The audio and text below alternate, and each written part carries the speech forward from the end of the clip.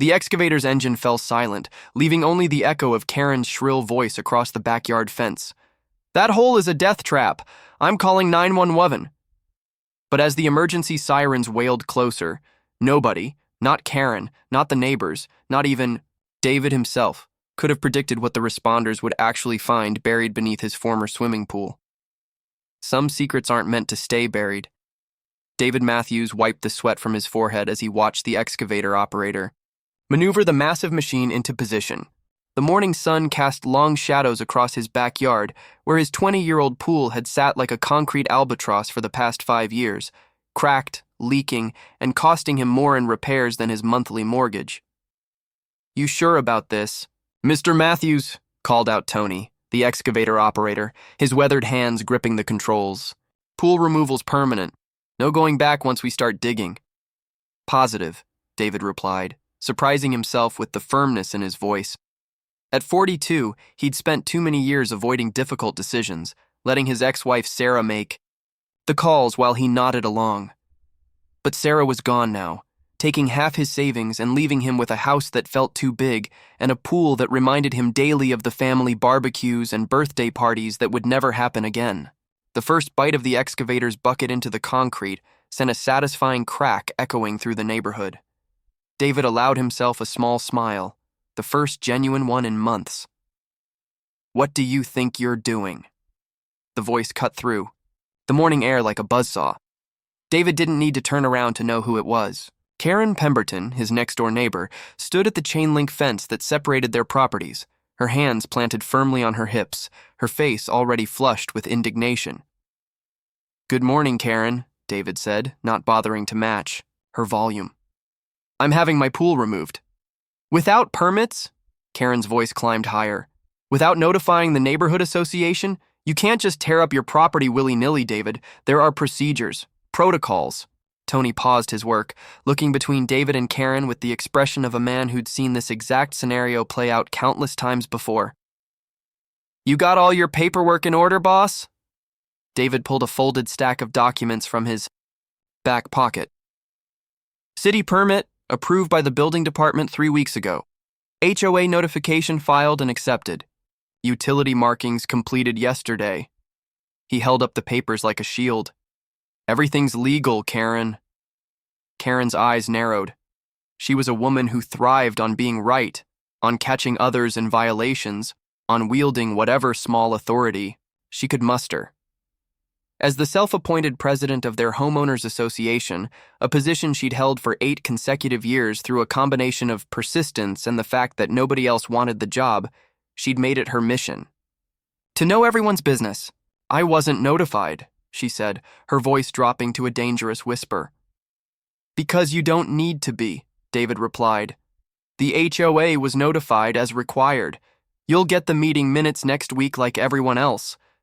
The excavator roared back, to life, drowning out Karen's sputtered response. Chunks of concrete tumbled into the growing crater as Tony worked with methodical precision. Each scoop revealed more of the pool's skeletal structure. Rebar twisted like broken bones, pipes that had carried water and dreams for 2 decades now exposed to sunlight. David found himself mesmerized by the destruction. There was something cathartic about watching the physical remnants of his old life disappear, piece by piece. The pool had been Sarah's idea originally. "Think of the entertaining we'll do," she'd said. "The kids will love it." But their kids had remained hypothetical, and the entertaining had mostly involved Sarah's friends while David worked late at the office, trying to pay for the lifestyle she insisted they needed. "This is insane!" Karen's voice pierced through his reverie. She was on her phone now, pacing back and forth along the fence line like a caged animal. "Yes, I need to report a dangerous excavation in progress. My neighbor is digging a massive hole without proper safety measures." David's jaw tightened. He'd known Karen for 6 years, ever since he and Sarah had moved into the neighborhood. In that time, she'd filed complaints about their grass being too long. It wasn't. Their Christmas lights being too bright. They were the same as everyone else's. And their delivery trucks blocking the street, for a total of maybe 10 minutes. But this felt different. This felt personal. "There's a child safety issue here," Karen continued into her phone, her voice carrying clearly across the yard. A deep excavation site with no barriers, no warning signs. Someone could fall in and... D! Tony shut off the excavator and climbed down from the cab, his face grim. Mr. Matthews, I gotta ask, you got your safety protocols in place? Because if there's gonna be trouble with the neighbors, I need to know now. What safety protocols? David asked, feeling a familiar knot forming in his stomach. Well, she's not wrong about the depth, Tony said, gesturing toward the hole. We're already down 8 feet, gonna be 12 when we're done. City code requires temporary fencing around any excavation deeper than 4 feet when it's not actively being worked. David stared at the hole, then at Karen, who was now speaking animatedly to someone on the other end of her call. How long does it take to get the fencing? If we're lucky, tomorrow morning, but that means shutting down work for today once we finish the demo. And if we don't? Tony shrugged. Depends on who your neighbor called. Could be code enforcement, could be emergency services. Either way, you're looking at a work stoppage and possibly a fine. The sound of sirens began as a distant wail, growing steadily louder. Karen had stopped pacing and was now standing perfectly still, a satisfied smile playing at the corners of her mouth. She called 911, David said, more to himself than to Tony. Yeah, she did. Tony began securing his equipment with practiced efficiency. Look, boss, I've been doing this for 15 years. I've seen neighbor disputes that turned into legal nightmares. You want my advice? Get that fencing ordered today, even if it costs extra for rush delivery, and maybe think about talking to a lawyer. 2 fire trucks rounded the corner, followed by a police cruiser and an ambulance. The convoy of emergency vehicles was completely disproportionate to the situation, but David understood Karen's strategy now. She wasn't just making a complaint, she was making a scene. The entire neighborhood would be watching, and somehow he'd end up looking like the irresponsible homeowner who'd created a public safety hazard. Mr. Matthews? The fire chief, a stocky man with graying temples, approached with a clipboard and a no-nonsense expression. I'm Chief Rodriguez. We received a report of an unsafe excavation. I need to take a look at your work site. David nodded, his mouth suddenly dry. As the emergency responders gathered around the hole, Karen moved. Closer to the fence, her phone held high. She was recording everything now, probably already composing her social media post about the dangerous neighbor who'd threatened the safety of children. But as Chief Rodriguez knelt beside the excavation, his expression changed. His casual inspection became focused, intent. He called over one of his men, then another. They huddled together, voices low but urgent. Sir, Chief Rodriguez said, standing slowly, I need you to keep everyone back from this area. We're going to need to call in some additional personnel. Additional personnel? David felt the ground shifting beneath him, and not just because of the excavation. What's wrong? The fire chief's eyes were serious, almost sympathetic. Mr. Matthews, what we found down there, this isn't just about pool removal anymore. Karen's triumphant expression faltered as more emergency vehicles began arriving, vehicles with very different purposes than fire trucks and ambulances. David watched in growing horror as crime scene tape appeared, as investigators in latex gloves began photographing his backyard hole. Whatever they'd found buried beneath his pool, whatever secret his property had been keeping for who knew how long, one thing was becoming terrifyingly clear. Karen's call to 911 had just uncovered something that would change all their lives forever. Detective Ray Castellanos had seen a lot of things in his 23 years with the police department, but he'd never been called to investigate a potential crime scene that had been accidentally discovered during pool removal. He stood at the edge of David Matthews' backyard, watching his crime scene team work with methodical precision around the excavated hole. What do we know so far? He asked Officer Martinez, who'd been first on scene. Homeowner's got all his permits in order, Martinez replied, consulting his notes. Neighbor called it in as a safety hazard, but when Fire Chief Rodriguez got here, he spotted what looked like fabric about 10 feet down. When they cleared more debris, Martinez gestured toward the hole where a photographer was documenting something with intense focus. David stood near his back door, his face pale as parchment. Every few minutes, he'd glance toward Karen's yard, where she remained positioned at the fence like a sentinel, though her expression had shifted from righteousness to something approaching concern. "Mr. Matthews," Detective Castellanos called out, "I need to ask you some questions." David nodded, his hands trembling slightly as he approached. "I honestly don't know what they found down there. I've lived here 6 years. We never had any problems with the pool until it started leaking badly about 5 years ago." "Who lived here before you?" "An elderly woman named Mrs. Henley. She died in a nursing home about 8 months before we bought the place. Her estate sold it to us." David's voice was barely above a whisper. "Detective, what exactly did they find?" Before Castellanos could answer, Dr. Sarah Kim, the county medical examiner, emerged from the excavation site. Her expression was grim as she pulled off her latex gloves. "Ray, we need to talk," she said, her voice carrying the weight of experience. "Privately." They moved away from the growing crowd of neighbors who had gathered along the street. Karen had been joined by at least a dozen other residents, all craning their necks to get a better view of the proceedings. "What are we looking at, Sarah?" Castellanos asked. "Human remains. Adult female, based on preliminary assessment. The concrete pool construction created an inadvertent preservation environment.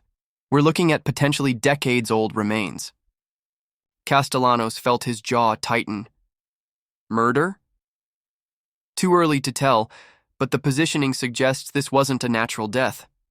The body was wrapped in what appears to be a tarp or heavy cloth, and there are some materials with the remains that suggest—" Dr. Kim paused, choosing her words carefully. "Let's just say this looks deliberate." "How long?" "Based on the state of preservation and the clothing fragments, I'd estimate 15 to 20 years minimum, maybe longer." Castellanos nodded, his mind already working through the implications. "Any identification?" "We're going to need to excavate more carefully, but I spotted what might be jewelry. Could help with identification once we get everything to the lab." The detective's attention was drawn to a commotion near the fence. Karen was arguing with someone on her phone, her voice carrying clearly across the yard. "What do you mean you can't find the records?" she was saying. "I specifically asked about any previous incidents at this address when I was researching the neighborhood 6 years ago. You told me there was nothing." Castellanos exchanged glances with Dr. Kim. "Excuse me," he said, walking toward the fence. "Mrs. Pemberton, isn't it?" he called out. Karen ended her call abruptly and turned toward him, her face flushed. "Yes, I'm the one who called this in. I knew something wasn't right about that excavation. I need to ask you some questions about the neighborhood history. You mentioned researching incidents at this address?" Karen's eyes darted nervously. "Well, yes. When you're buying a home, you want to know about the neighborhood, crime rates, that sort of thing. And you found nothing unusual about this property?" "Nothing official, but—" Karen hesitated, glancing around at the gathered neighbors. There were always rumors about Mrs. Henley. She was very reclusive, especially in her later years. Some people said she'd had a daughter who disappeared, but no one knew for sure. David, who had been listening from a few feet away, stepped forward. "A daughter?" The realtor never mentioned a daughter. The estate sale was handled by a nephew, from out of state. "Because officially there was no daughter," said a voice from behind them. They turned to see Bill Henderson, an elderly man who lived 3 houses down. He was probably in his 70s, with the weathered look of someone who'd spent decades working outdoors. But unofficially, Rose Henley had a girl. Name was Marina. Beautiful thing, but troubled. This would have been, 20 years ago now. Detective Castellanos pulled out his notebook. "Tell me about Marina Henley." Bill glanced around nervously. "Look, I don't like to speak ill of the dead, but that girl was wild. Drugs, probably. Bad crowd.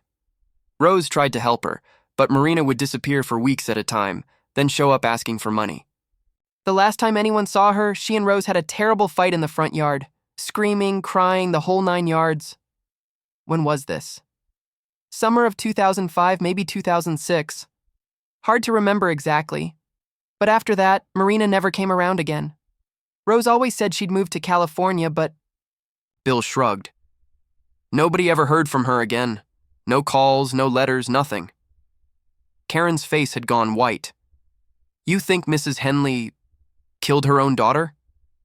I think we need to be very careful about speculation, Detective Castellanos said, firmly. But privately, he was already forming theories. A mother-daughter dispute, a young woman with a drug problem, a body buried beneath a swimming pool that was constructed shortly after the disappearance. The timeline was starting to make sense. His phone buzzed with a text from Dr. Kim.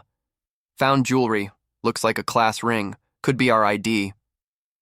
Mr. Matthews, Castellanos said, I'm afraid your property is now officially a crime scene. We're going to need to expand our excavation, and that means your yard is going to be off limits for the foreseeable future. David nodded numbly. What about my house? Can I still live here? For now, yes. But understand that this investigation could take weeks, possibly months, and once word gets out about what we've found, Castellanos gestured toward the growing crowd of neighbors and news vans that were already pulling up at the end of the street. Your life is about to become very public. Karen stepped closer to the fence, her earlier satisfaction completely gone. Detective, I need to ask, am I in any danger? I mean, if there was a murderer living next door all these years? Mrs. Henley died 3 years ago in a nursing home, Castellanos replied. If she was responsible for this, she's not a threat to anyone now. But even as he said it, he wondered if it was true. 20 years was a long time to keep a secret. Buried, and in his experience, when one body turned up, there were often others. His phone rang. Castellanos. Detective, this is Officer Park at the station. I just got off the phone with the nursing home where Rose Henley died. You're going to want to hear this. Go ahead. According to the staff, Mrs. Henley had dementia in her final years, but in her lucid moments, she would talk about her daughter, Marina, constantly. She kept saying Marina was sleeping in the garden and that she needed to keep her safe from the bad men. Castellanos felt a chill run down his spine. The garden? That's what she called it. The nurses thought she was just confused, talking about memories of gardening with her daughter, but Detective, the records show that Rose Henley had her swimming pool installed in August 2005. The permits are all on file. The detective looked back at the excavation, where his team was carefully working to uncover what might be the remains of Marina Henley. 20 years she'd been down there, while her mother swam laps above her grave. There's something else, Officer Park continued. I pulled the missing persons reports from 2005. There was never a report filed for Marina Henley, not by her mother, not by anyone else. As Castellanos ended the call, he noticed that Karen had moved away from the fence and was talking urgently on her phone again. Her voice was low, but he caught fragments. Need to talk to you immediately. And she knew all along. Something cold settled in his stomach. In his experience, people who called 911 to report safety hazards usually wanted attention, recognition, or vindication. But people who uncovered murder scenes often had more complicated motivations. He watched Karen disappear into her house, and for the first time since arriving at the scene, Detective Castellanos wondered if the discovery of Marina Henley's body was really as accidental as it appeared. 3 days after the discovery, David Matthews sat in his kitchen, staring at the crime scene tape that now cordoned off half his backyard. The media circus had been relentless. News vans lined the street, reporters knocked on his door at all hours, and his phone hadn't stopped ringing with calls from producers wanting to buy his story. But it was the silence from next door that unsettled him most. Karen hadn't been seen since the day after the excavation. Her car remained in the driveway, her newspapers piled up on the front step, and her normally pristine yard was beginning to show signs of neglect. For a woman who had made neighborhood surveillance her full-time occupation, the sudden absence felt ominous. David's doorbell rang, and he opened it to find Detective Castellanos standing on his porch with a grim expression. Mr. Matthews, I need to ask you about your neighbor. Karen? I haven't seen her in days. Is she okay? That's what we're trying to figure out. Castellanos stepped inside, his eyes scanning the living room. When was the last time you spoke with her? The day you found the body. She was making phone calls, seemed upset about something. David closed the door behind them. Detective, what's going on? The news is saying you've identified the remains. Marina Henley, age 23 when she disappeared in 2005, the class. Ring confirmed it. Castellanos pulled out his notebook. But that's not why I'm here. We've been going through Rose Henley's papers, and we found something interesting. He showed David a water-damaged document. Insurance claim from 2005. Rose Henley reported significant damage to her basement from a water leak. The claim was filed 3 days after Marina's disappearance. David studied the document, not understanding its significance. I don't follow. The insurance investigator's report mentions unusual staining on the basement floor that couldn't be explained by water damage alone. Rose claimed she'd been trying to remove old paint, but the chemical analysis suggested otherwise. Castellanos paused. Mr. Matthews, we think Marina Henley was killed in that basement, then moved to the pool area. A chill ran through David. My basement? The same one. We're going to need to examine it. Before David could respond, his phone rang. The caller ID showed Karen's number. Answer it, Castellanos said immediately. Put it on speaker. David hesitated, then accepted the call. Karen? Her voice was barely a whisper, distorted by what sounded like static or interference. David, I need to tell you something. About the house. About what Rose told me. Karen, where are you? Everyone's been worried. I'm somewhere safe. But I need you to listen. Rose Henley came to see me a few months before she went into the nursing home. She was confused, her mind was going, but she kept talking about Marina. She said Marina came home that night high on something, violent. They fought, and Marina fell down the basement stairs. Detective Castellanos leaned closer to the phone, his expression intense.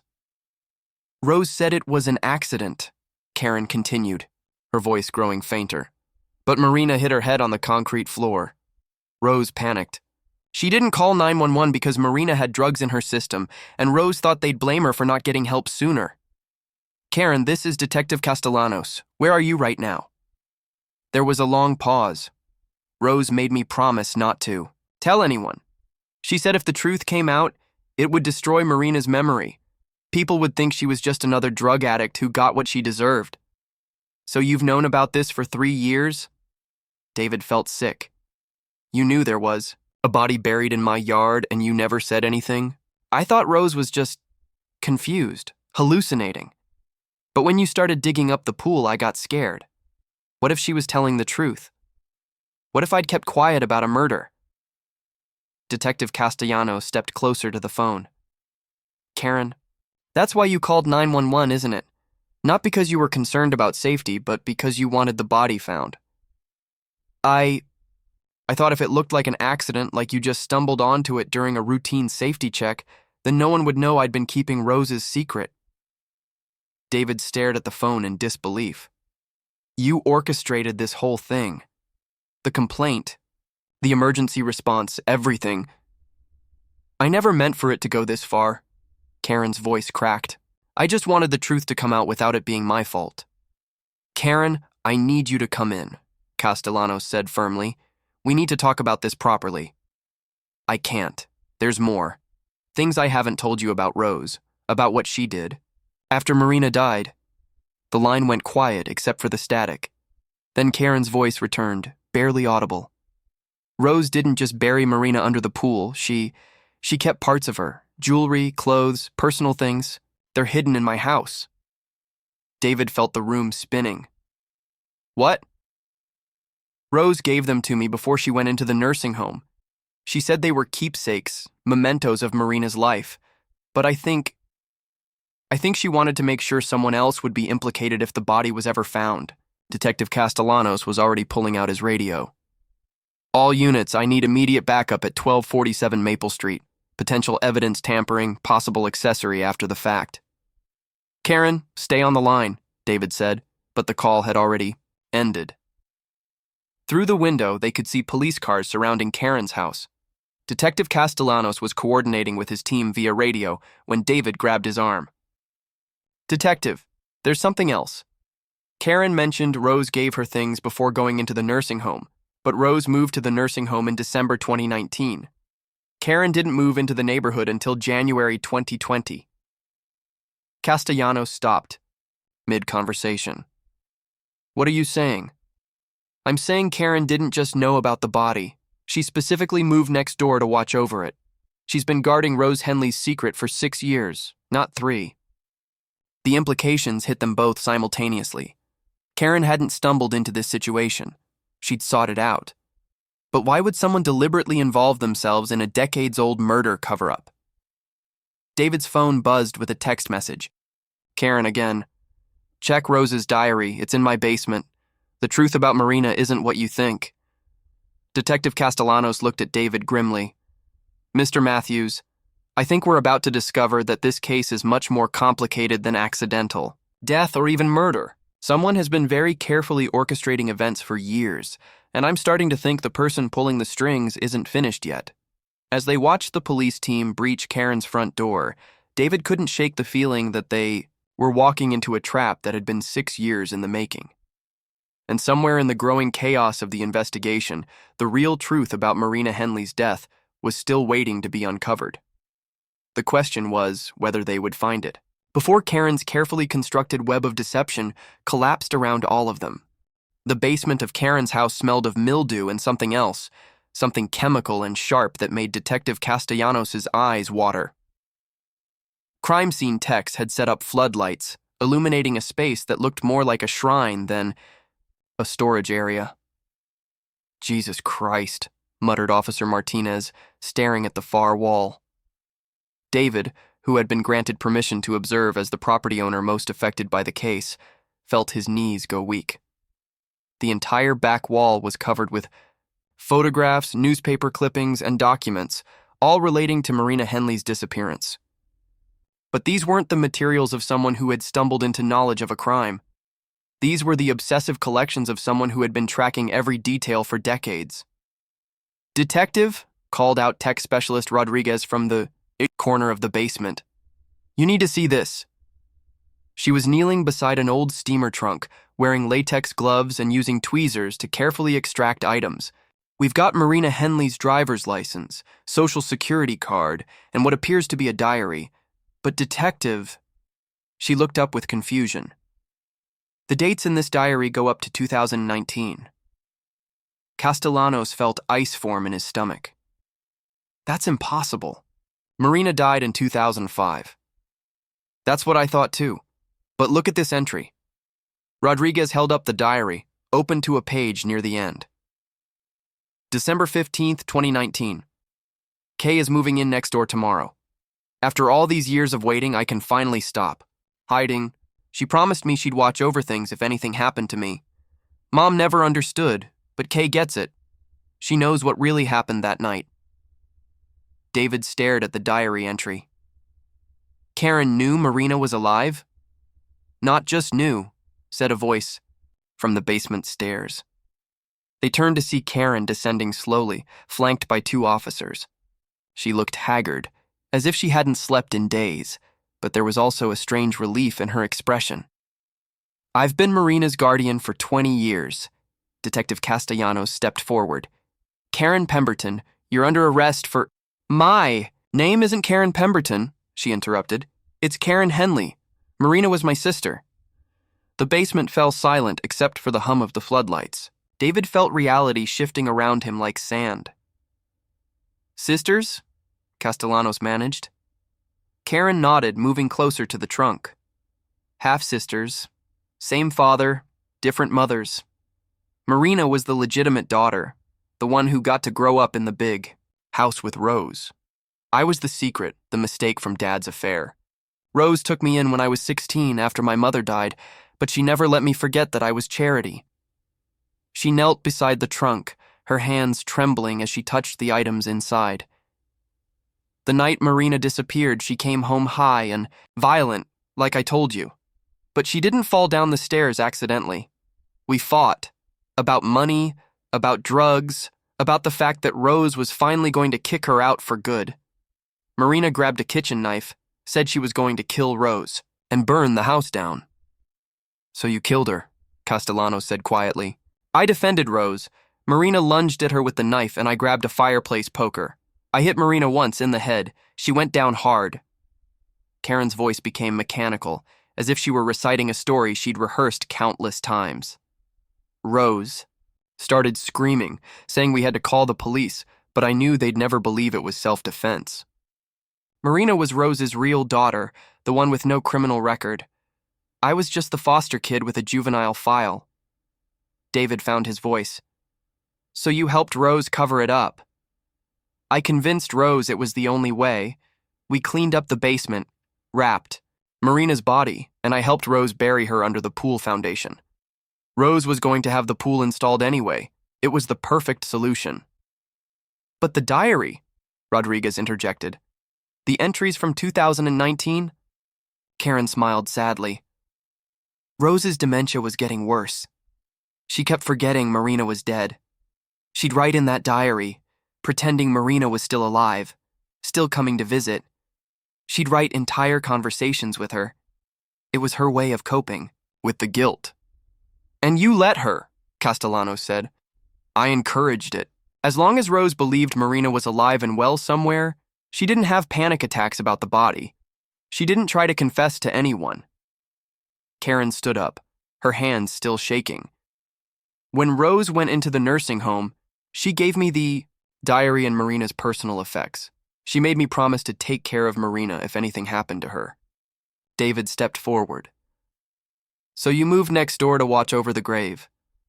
I moved next door to make sure no one ever found her.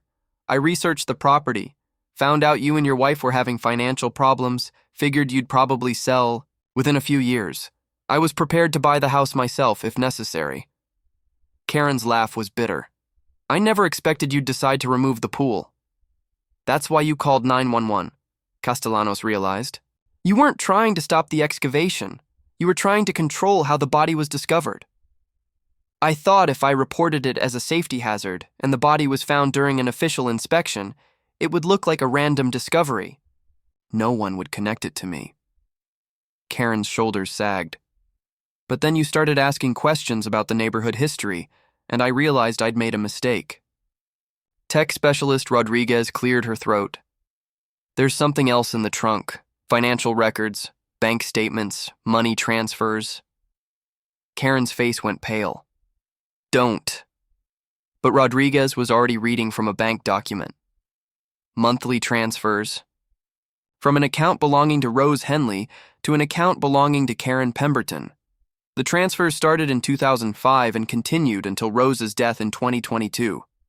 Total amount, she whistled low, over $800,000. The pieces clicked into place for David. She was paying you. Rose was paying you to keep quiet about Marina's death. It wasn't like that, Karen protested. Rose felt guilty about what happened. She wanted to make sure I was taken care of, that I could afford to stay close and watch over Marina's resting place. But it was blackmail, Castellanos said flatly. You killed Rose's daughter, then spent 20 years taking her money to keep quiet about it. Karen's composure finally cracked. I saved Rose's life that night. Marina would have killed her, and probably me too. Everything I did after that was to protect Rose from the consequences of what I had to do. Including moving next door to my house, David said, anger finally breaking through his shock. Including filing false complaints with the city, including manipulating an entire police investigation. I never meant for it to go this far, Karen whispered. I just wanted Marina to stay buried. She was dangerous when she was alive, and even dead, she's still destroying lives. Detective Castellanos stepped forward with handcuffs. Karen Henley, you're under arrest for the murder of Marina Henley, obstruction of justice, filing false police reports, and fraud. You have the right to remain silent. As the Miranda rights echoed through the basement, David looked around at the shrine Karen had built to her deception. 20 years of lies, manipulation, and stolen money, all to cover up a single moment of violence. And through it all, she'd lived next door to him, filing complaints about his grass while guarding one of the most elaborate cover-ups he'd ever heard of. As they led Karen up the basement stairs, she turned back to David one last Time. I'm sorry about your pool, she said, and despite everything, there was genuine regret in her voice. You seemed like a nice neighbor. I really did try to keep you out of this. David watched her disappear up the stairs, then looked back at the trunk full of Marina Henley's belongings, the physical remains of a life cut short, and a secret that had consumed two sisters and an old woman's final years. Outside, he could hear the news crews setting up for another round of coverage. The story of the pool excavation that had uncovered a 20-year-old murder was already spreading beyond the neighborhood, beyond the city. His quiet suburban street would be famous now, but for all the wrong reasons. As he walked back toward his house, David realized that Karen had been right about one thing. Some discoveries changed everything. He'd removed his pool to start fresh, to leave his old life behind. Instead, he'd uncovered a tragedy that had been festering beneath his feet for years, poisoning the ground he'd called home. The hole in his backyard would eventually be filled, the crime scene tape would come down, and life would return to some version of normal. But David knew he'd never look at his neighborhood or his neighbors the same way again. In trying to bury the past, he'd learned that some secrets have a way of surfacing, no matter how deep you dig the hole.